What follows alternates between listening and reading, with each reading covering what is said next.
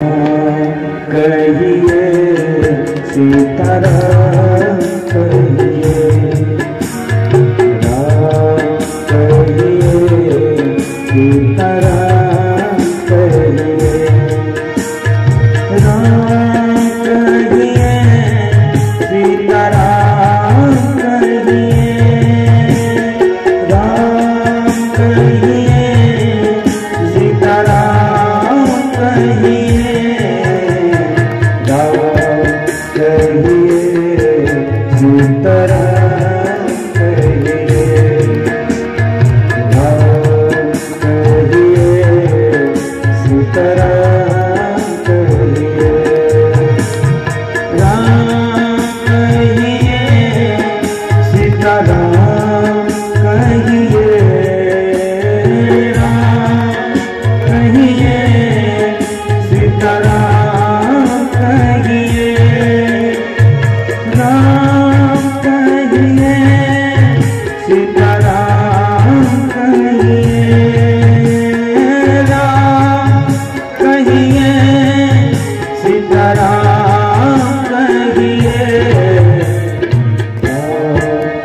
कहिए राधा श्याम कहिए, श्याम कहिए राधे श्याम कहिए,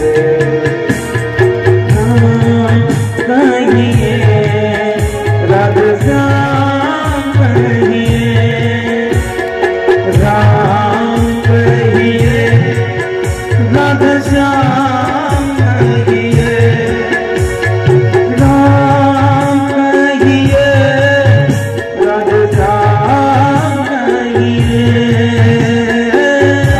राम कहिए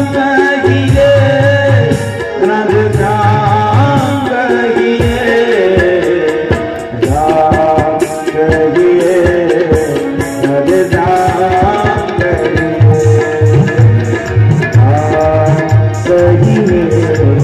राधे श्याम कहिए, राम कहिए राधे श्याम कहिए, ओ राम कहिए राधे श्याम कहिए, सभी लोग गाइए, राम कहिए राधे श्याम कहिए, राम कहिए राधे श्याम कहिए, राम कहिए राधे श्याम कहिए, राम कहिए राधे श्याम कहिए, राधे श्याम कहिए, राधे श्याम कहिए, राधे श्याम कहिए।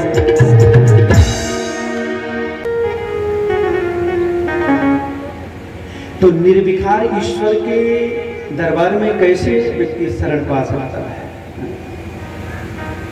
क्योंकि जब निर्विकार ब्रह्म है, निर्विकार ब्रह्म के स्थान में विकार को धारण करने वाला जीव मेरे भाई बहन कैसे पहुंच सकता है? विकार को छोड़ना पड़ता है।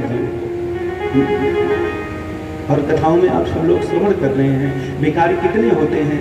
6 विकार होते हैं, काम क्रोध मद लोभ मोह मात्सर्य। जितने विकार शास्त्रकारों ने बताए हैं मेरे भाई बहन, एक से बढ़कर के एक प्रभावशाली विकार है, जिनमें से 3 की तो बात ही छोड़ दीजिए। गीता में भगवान कृष्ण कहते हैं 3 तो नरक की तरफ लेकर के चला जाता है। गीता में स्वयं भगवान ने त्रिविधम नरकस्येदं द्वारम नाशनमात्मनः कामः क्रोधः तथा लोभः तस्मात् एतत्त्रयं त्यजेत्। काम क्रोध और लोभ,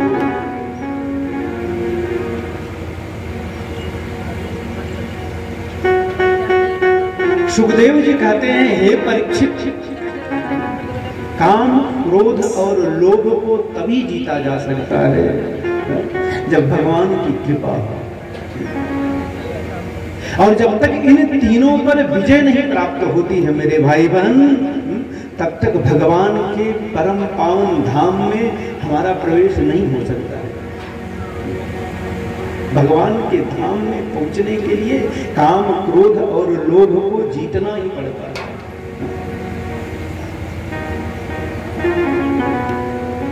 जीत भी तो व्यक्ति सहज नहीं सकता है बिना ईश्वर की कृपा।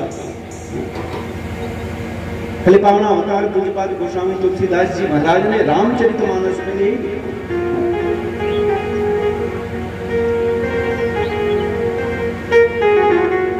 उनका यही भाव है। उन्होंने डिम्डिम घोष करते हुए कहा है कि नारी नयन सर जाई न लागा, घोर क्रोध तम निशिसो जागा, लोभ पास जिहि कर न बधाया, सो नर तुम समान। तीनों से जो मुक्त हो गया मेरे भाई बहन, वो भगवान की तरह हो जाता है।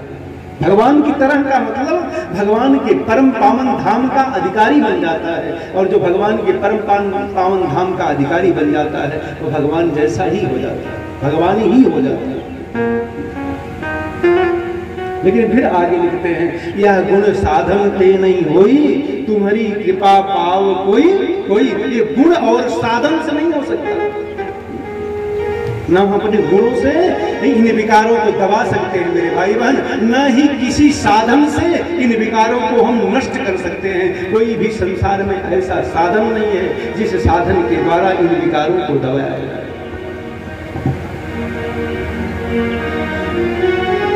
गोस्वामी जी ने कहा, नाथ नरक के पंथ, ये सब नरक के पंथ हैं, नरक के दरवाजे की तरफ हमको ले जाते हैं। हमें नरक के दरवाजे की तरफ नहीं जाना है, हमको तो मोक्ष के द्वार पर जाना है। और मोक्ष के द्वार पर योग वासिष्ठ महारामायण में वशिष्ठ जी महाराज कहते हैं, हे राम, मोक्ष के द्वार पर जो 4 द्वारपालक नियुक्त किए गए हैं वो कौन है?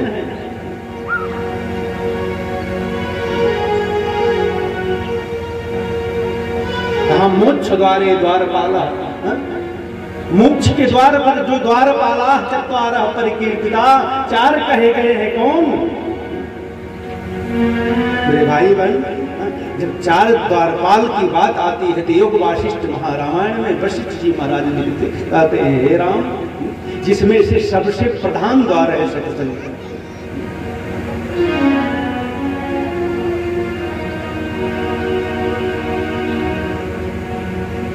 क्योंकि प्रथम द्वार सत्संग ही होता है। जैसे सत्संग का द्वार खुलता है वैसे तीनों द्वार और खुल जाते हैं।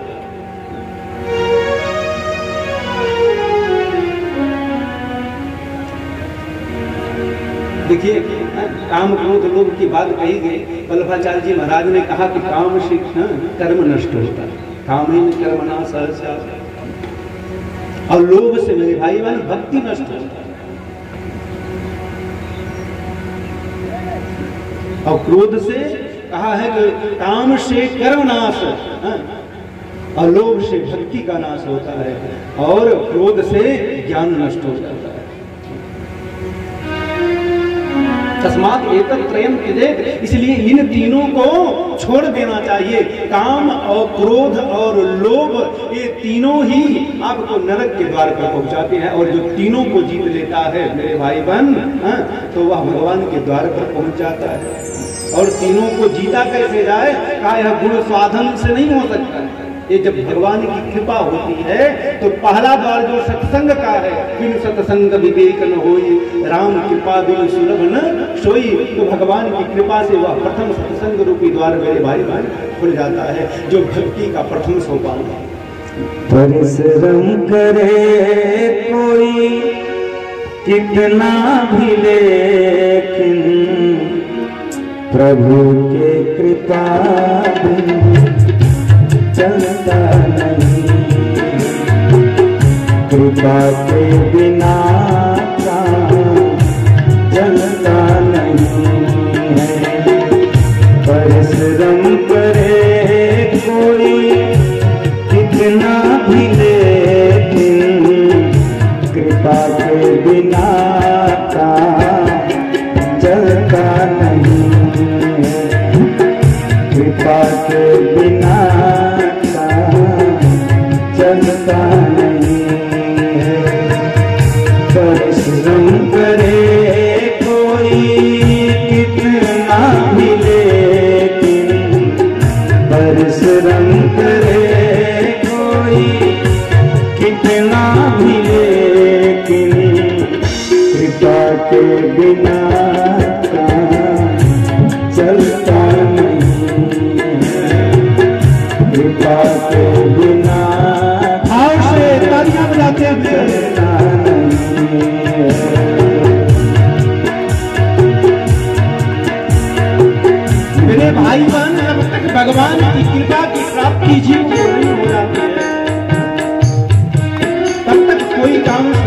कोई बनने वाला नहीं है। जब भगवान की कृपा हो जाती है मेरे भाई, सब बिगड़ा हुआ काम भी बन जाता है। इसलिए संत महात्मा लोग गाते हैं, बिनु सत्संग विवेक न होए, बिनु सत्संग विवेक न होए, राम कृपा बिनु सुलभ न सोए, राम कृपा बिनु सुलभ न सोए, परिश्रम करे कोई कितना भी लेकिन, परिश्रम करे कोई कितना भी लेकिन, कृपा के बिना चलता नहीं, कृपा के बिना चलता नहीं, कृपा के बिना चलता नहीं। संत लोग कहते हैं मेरे भाई बहन, बिना भगवान की कृपा के कोई कार्य होता नहीं है। बिनु हरि कृपा मिले ही नहीं संता, बिनु सत्संग विवेक न होई। मेरे भाई बहन, बिना भगवान की कृपा के संत नहीं मिलते हैं, और बिना सत्संग के विवेक नहीं होता है, और इसमें मूलभूत केवल भगवान की कृपा ही है। इसलिए कथाओं में हम बार बार इसी पंक्ति का आश्रय लेते हैं, जब द्रवहि दीन दयाल लाल हो तो साधु संगति पाए।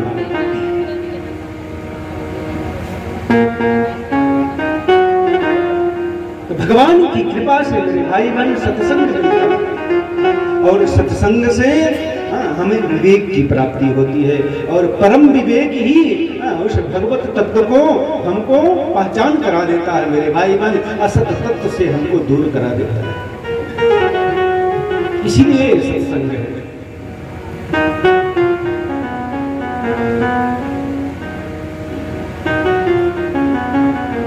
इसीलिए मानसकार कहते हैं, बड़े भाग पाइए सत्संगा विनहि प्रयास होई भव भंगा। बड़े भाग्य से सत्संग मिलता है, और जब सत्संग मिल गया कोई प्रयास भी नहीं करना पड़ता है। बिना प्रयास के ही समस्त समस्याएं अपने आप समाधान को प्राप्त कर लेती है मेरे भाई।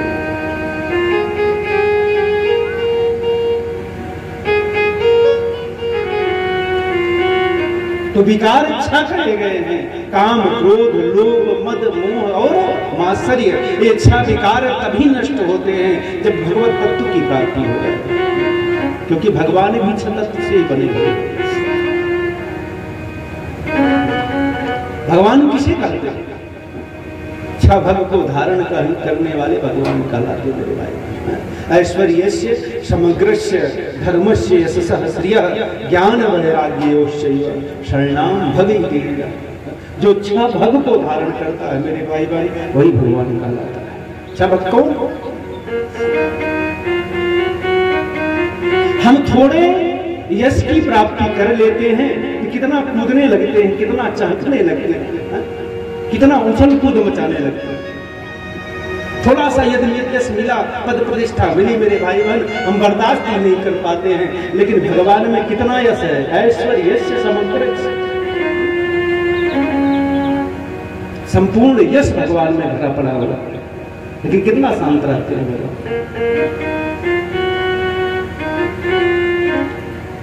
एक साधारण मनुष्य और ईश्वर में यही अंतर होता है कि मनुष्य जब पद प्रतिष्ठा की प्राप्ति करता है तो उस पद प्रतिष्ठा को सह नहीं पाता, भूलने लगता है। लेकिन भगवान समस्त यश को अपने अंदर धारण किए हुए मेरे भाई बहन, समग्र यश को धारण करने वाले भगवान कोई उछल कूद नहीं बनाते।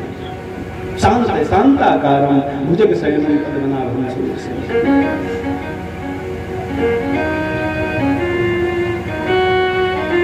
जो सब कुछ धारण करते हुए शांत रहे मेरे भाई बहन, वही ईश्वर कहलाता है। इसलिए वेद व्यास जी लिखते हैं जिसमें समग्र ऐश्वर्य का निवास है लेकिन फिर भी शांत है, इसलिए वह ईश्वर है।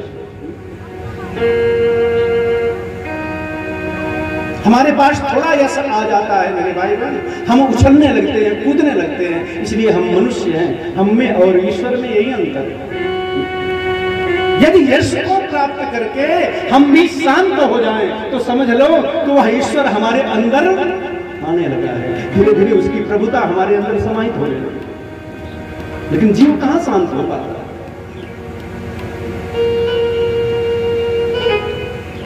यश प्राप्त करने के बाद व्यक्ति शांत रह ही नहीं सकता मेरे भाई भाई।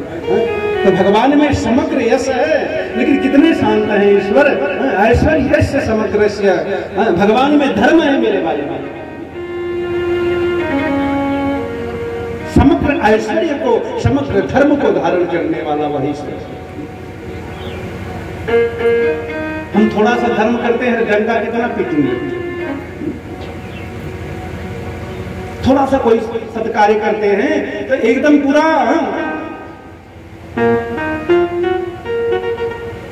कभी कभी देखते हैं हमारे अवध धाम में कोई अगर दान करना चाहता है, किसी गरीब को अगर कंबल बांटना हुआ या कोई भोजन कराना हुआ तो वो पेपर तक, मीडिया तक पहुंचा देते हैं लोग। कंबल देते हुए फोटो खिंचा करके डालते हैं, पेपर में छपवाते हैं। थोड़ा सा धर्म करने के बाद मेरे भाई बहन वह धर्म इतना प्रचारित कर देते, इतना प्रसारित कर देते हैं। अभी समझ लीजिए जिसमें धर्म पूरा भरा पड़ा हुआ,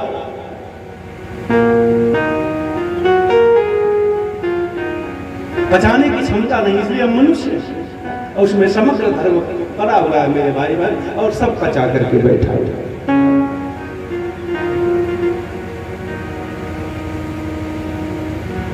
हमें और ईश्वर में क्या अंतर है? समग्र धर्म को धारण करने वाला वह ईश्वर जहां धर्म की हानि देखता है वहां कूद पड़ता है उस धर्म को सुरक्षित करने के लिए। हम लोग तो केवल धर्म को दिखाने के लिए कि हमारा चैनल पर आ जाए, हमारा टीवी पर आ जाए, हमारा पत्र में छप जाए, इसलिए धर्म करते हैं मेरे भाई बहन। और कहीं धर्म की हानि हो रही है, हम देखते हुए भी उसको बचाने का उपक्रम नहीं करते मेरे भाई बहन। यही अंतर है। कहां कौन बचाने का प्रयास करते हैं, लेकिन भगवान पूरे धर्म को धारण करते हुए अगर तनिक भी धर्म की कहीं हानि दिखती है मेरे भाई बहन, कूद पड़ते हैं, दौड़ पड़ते हैं। ये नहीं है केवल मनुष्य पुकारे ईश्वर को तभी भगवान आते हैं। जब ग्राह ने गज के पैर पकड़े, कितना बलशाली ग्राह है, भागवत में कथा आती है। और ग्राह ने भगवान को पुकारा, लेकिन कब पुकारा मेरे गज ने भगवान को पुकारा, लेकिन कब पुकारा? जब उसके बल का अभिमान समाप्त हो। जब तक बल का अभिमान था तब तक उसने भगवान को नहीं पुकारा मेरे भाई भाई। और जब निर्बल होकर के, निर्बल होई बलराम पुकारो, आए आधे नाम सुनेरी, मैं तो निर्बल के बलराम। अपबल, तपबल और बाहुबल, चौथो बल है दाम, सूर किशोर के पाते सब बल, हारे को हरि नाम। जब व्यक्ति थक जाता है, हार जाता है, टूट जाता है, तब गोविंद को बुलाता है।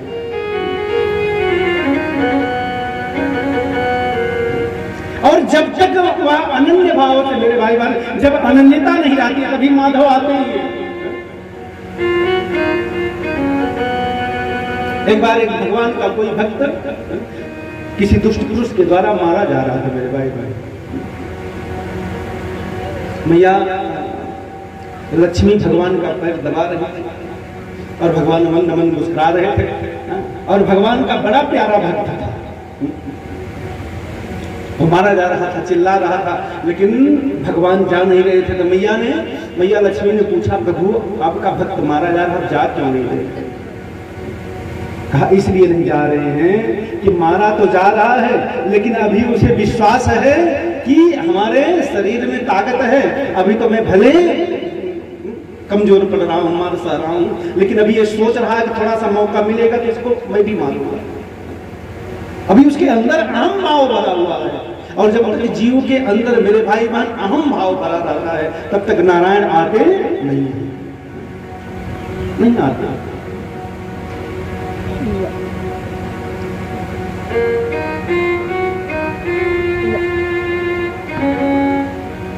और एक दूसरा भक्त घटना उसी दिन घटी और एक दूसरा भक्त वह भी मारा जा रहा था, पीटा जा रहा था, लेकिन जैसे भगवान को पुकारा भगवान दौड़ पड़े और दौड़ करके जा करके उस भक्त की रक्षा की।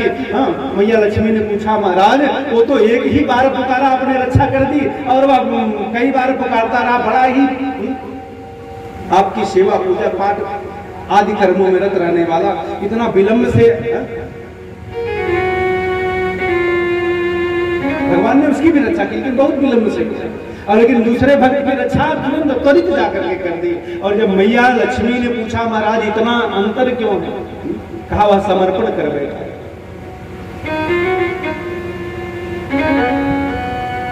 इसलिए त्वरित किया, जो भगवान के चरणों में मेरे भाई बहन एकदम समर्पण कर देता है, माने उसके अंदर ये भावना नहीं रहती है कि मैं कुछ कार्य करता हूँ, जो कुछ करते हैं गोविंद करते हैं। अगर कोई दो झापड़ मारे तो ये समझ लीजिए कि भगवान की इच्छा है, इसलिए भगवान की कृपा से मैं पीछा जा रहा हूँ मेरे भाई बहन। ऐसी अवस्था में गोविंद आकर के रक्षा करें, लेकिन कहाँ कौन सा पाता है संसार, कोई नहीं सह सकता है मेरे भाई भाई। इसलिए आज इस युग में भगवान कृष्ण कन्हैया आकर के किसी की रक्षा नहीं करते हैं, क्योंकि सबको अपने बल पर अहंकार है, अपने बुद्धि पर अहंकार है, अपने ज्ञान पर अहंकार है मेरे भाई बहन। सबको किसी न किसी पर, धन पर, संपत्ति पर, पद पर, प्रतिष्ठा पर अहंकार है। इसलिए जहां अहंकार रहता है वहां नारायण गोविंद आते।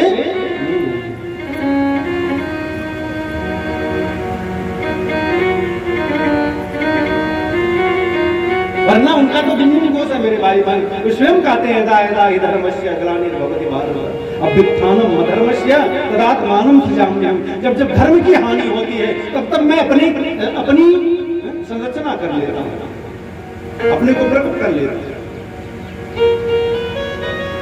फिर आते क्यों नहीं है? इसलिए नहीं आते हैं मेरे भाई बहन कि जब तक हम अहम भाव लेकर के बैठे रहते हैं, धर्म का केवल ढोंग करते हैं, धर्म का केवल दिखावा करते हैं, तो नारायण गोविंद उस धर्म की रक्षा करने के लिए नहीं आते हैं। जहां धर्म का दिखावा होता है, धर्म का ढोंग किया जाता है, जहां धर्म यथार्थ रूप में रहता है मेरे भाई बहन, वहां यदि समस्याएं आती है तो गोविंद अवश्य आते हैं। इसमें कोई संशय नहीं है, कोई संशय नहीं है। तो क्यों आते हैं गोविंद? क्योंकि ऐश्वर्य समग्र ऐश्वर्य भगवान के अंदर विराजमान है मेरे भाई, और समग्र धर्म भगवान के अंदर विराजमान है। ऐश्वर्यस्य समग्रस्य धर्मस्य यशसः श्रियः, समग्र यश भगवान के अंदर विराजमान है मेरे भाई बहन। समस्त वैभव संपत्ति भगवान के अंदर विराजमान है। पूरी संपत्ति भगवान लिए बैठे हुए, उतनी संपत्ति है किसी के पास जितनी भगवान के पास संपत्ति है मेरे भाई बहन। उन्हीं ने तो दिया है हमको, लेकिन थोड़ी सी संपत्ति भगवान के द्वारा पा करके हम फूले नहीं समाते। ये तो भगवान कहते हैं संपत्ति किसकी है? ईशावास्य इदं सर्वं यत् किंचित जगत्याम जगत तेन त्यक्तेन भुञ्जीथा मा गृहः कस्य धनम। ये धन किसका है मेरे भाई बहन? भगवान का। और कृपा करके भगवान ने हमको ये धन, ये संपत्ति दी हुई है, लेकिन थोड़ी सी संपत्ति पा करके हम कितने अभिमान को पाल लेते हैं, कितने अभिमानी बन जाते हैं।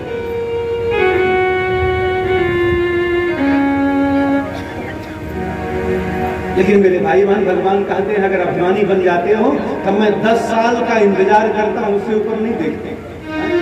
प्राप्त एकादशे वर्षे समूलम तद विनश्यति। मैं जो दिया रहता हूं मेरे भाई बहन, उसके साथ साथ जो तुम और अर्पित किए रहते हो उसको भी लेकर के मैं नष्ट कर देता हूं। मूल के साथ मेरा दिया हुआ धन नष्ट हो जाता है।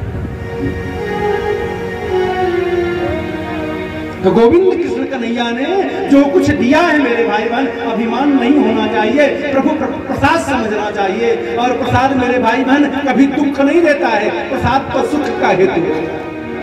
गीता में भगवान ने स्वयं कहा, प्रसादे सर्व दुखानाम हानि रस्योपजायते। जो भगवान का प्रसाद होता है मेरे भाई बहन, वह समस्त समस्याओं का समाधान कर देता है।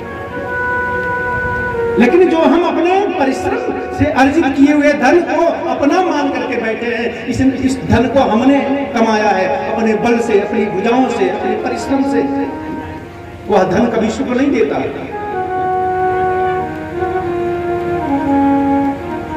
क्योंकि उसमें अभिमान छुपा हुआ है मेरे भाई बहन। और ये अगर इस तरह से मान करके चलते हैं कि भगवान ने दिया है, ये भगवान का प्रसाद है मेरे भाई बहन, और भगवान का प्रसाद है, हम उसका उपभोग कर रहे हैं, अहंकार समाप्त हो जाता है। क्योंकि किसी दूसरे के धन का जब हम उपभोग करते हैं तो हम अहंकारी नहीं रहते हैं। अहंकार तो तब होता है जब हम उसको अपना मान बैठते हैं।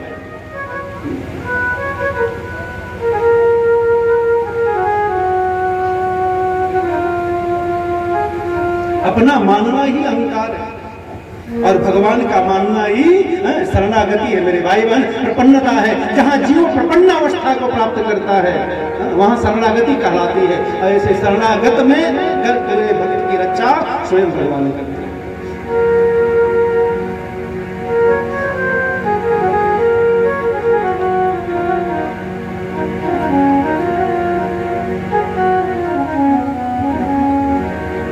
संत महात्मा लोग कहते हैं भगवान में समग्र ऐश्वर्य है, भगवान में समग्र धर्म है, भगवान में समग्र यश है, भगवान में समग्र श्री है, और भगवान में समग्र ज्ञान है मेरे भाई भाई, और भगवान में ही समग्र वैराग्य है।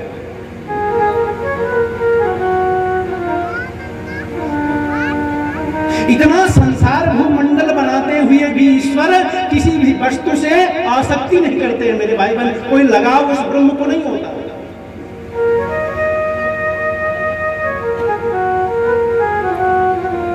हम एक भवन बनाते हैं, उसको गिराने में कितना कष्ट होता है, और नारायण पूरा ब्रह्मांड बना करके देखते ही देखते पल भर में नष्ट कर देता है। लेकिन उसे कोई आसक्ति उस ब्रह्मांड से नहीं है, कोई लगाव नहीं है मेरे भाई भाई।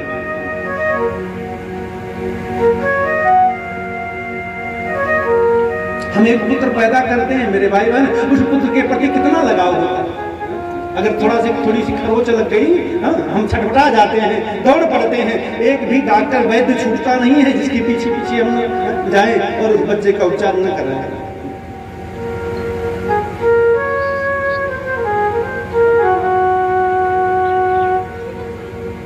हमें और ईश्वर में यही अंतर है। पूरा संसार उस ब्रह्म ने निर्मित किया है, बनाया है मेरे भाई बहन, लेकिन संसार के प्रति उसे कोई आसक्ति नहीं है। जब यही भाव जीव में आ जाता है तब वह जीव नहीं रहता है मेरे भाई भाई, वह शिव बन जाता है। यही ईश्वरत्व है। जब तक लगाव रहता है, आसक्ति रहती है संसार में किसी भी पदार्थों के प्रति, हमारा अपना बनाया हुआ है, ये हमारा अपना है मेरे भाई भाई, तब तक वह जीव आसक्ति में बधा रहता है। और जो आसक्ति में बधा रहता है जीव, वह ब्रह्म को कभी नहीं प्राप्त कर सकता। सुखदेव जी महाराज कहते हैं, हे परीक्षित, मोक्ष तो तब मिलता है जीव को जब वह अपना कुछ मानता ही नहीं।